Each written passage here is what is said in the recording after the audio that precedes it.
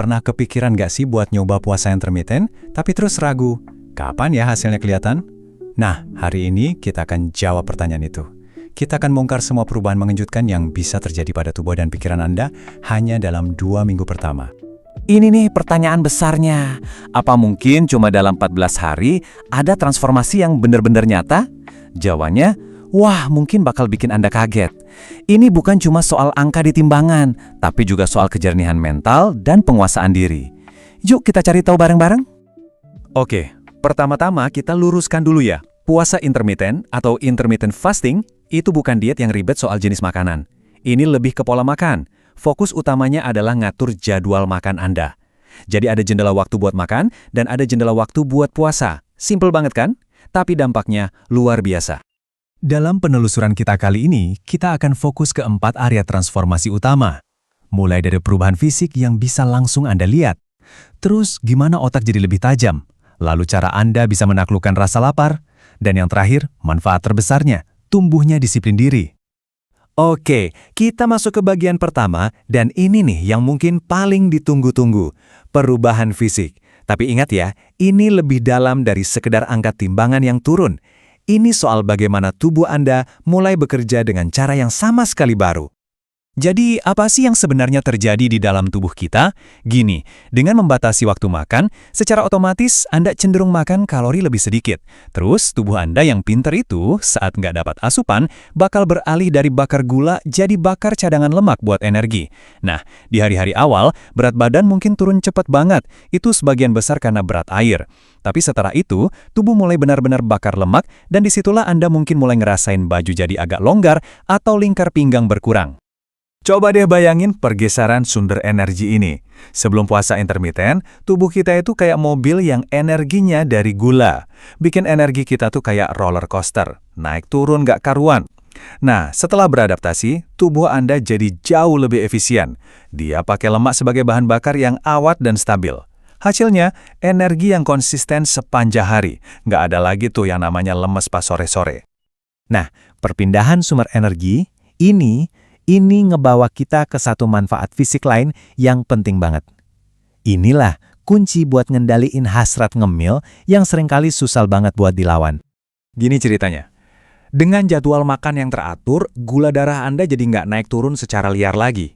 Artinya, tubuh nggak perlu melepas hormon insulin secara berlebihan. Gampangnya, insulin itu kayak satpam yang nyuruh tubuh, simpen lemak ini. Kalau insulinnya lebih rendah, tubuh bukan cuma berhenti nyimpen lemak, tapi juga jadi lebih gampang buat ngebakar lemak yang udah ada. Dan bonusnya, ini dia nih yang paling asik. Keinginan buat makan yang manis-manis atau ngemil iseng itu bakal turun drastis. Akhirnya, Anda yang pegang kendali. Oke, sekarang kita geser sedikit ya. Dari tubuh, kita pindah ke pikiran. Ini salah satu manfaat yang sering banget bikin orang kaget pas pertama kali nyoba, yaitu gimana puasa bisa bikin otak kita jadi lebih tajam. Kedengarannya aneh ya, kontradiktif gitu. Kita kan sering mikir harus makan biar bisa mikir. Tapi ternyata saat sistem pencernaan kita istirahat, lebih banyak energi bisa dialihkan ke otak. Hasilnya adalah kejernihan dan fokus yang luar biasa. Jadi secara ilmiahnya gimana sih? Saat puasa, tubuh kita ngelepasin zat kimia kayak noradrenalin yang bikin kita lebih waspada dan awas. Ada juga peningkatan protein namanya BDNF yang fungsinya itu kayak pupuk buat sel-sel otak kita. Bagus banget buat belajar dan memori. Nah, gabungkan itu dengan gula darah yang stabil, artinya mood juga jadi lebih stabil. Anda bakal ngerasa nggak gampang marah atau capek. Nah, bagian ketiga ini dalam banget. Soal transformasi psikologis. Ini bukan cuma soal nahan lapar, tapi tentang memahami dan akhirnya menguasai sinyal lapar dari tubuh Anda. Hubungan Anda sama makanan dijamin bakal berubah total. Proses adaptasinya biasanya begini. Awalnya, jujur aja, bakal terasa berat. Rasa lapar bisa terasa nyiksa banget. Tapi, tubuh Anda kemudian melakukan peralihan cerdas. Dia mulai memecah lemak jadi energi super yang disebut keton. Dan ternyata, otak kita suka banget sama keton ini. Setelah otak beradaptasi dengan bahan bakar baru ini, disinilah keajaibannya terjadi. Rasa lapar itu nggak lagi terasa darurat. Dia jadi sinyal yang lebih halus dan jauh lebih gampang dikendalikan. Dan ini poin kuncinya. Anda jadi punya kesadaran baru. Anda bisa bedain mana lapar fisik yang beneran karena tubuh butuh energi dan mana yang cuma lapar mata atau karena bosan atau karena emosi. Kemampuan ini tuh kayak punya kekuatan super di zaman sekarang. Dan sekarang, kita sampai di manfaat pamungkas, yang menurut saya pribadi adalah yang paling mengubah hidup, membangun disiplin diri. Ini adalah sebuah keahlian yang bahkan Anda bawa kemana-mana, jauh di luar urusan makanan. Kutipan ini benar-benar pas banget. Setiap kali Anda berhasil menunda makan sampai waktu yang ditentukan, Anda itu bukan cuma ngatur pola makan. Anda sedang melatih otot disiplin Anda. Anda membuktikan ke diri sendiri kalau Andalah yang pegang kendali atas dorongan sesaat, bukan sebaliknya.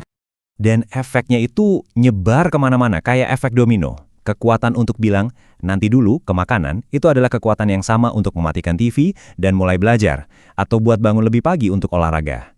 Setiap kemenangan kecil ini itu ngebangun kepercayaan diri Anda, pelan-pelan tapi pasti, dan menciptakan spiral positif untuk meraih tujuan-tujuan lain dalam hidup Anda.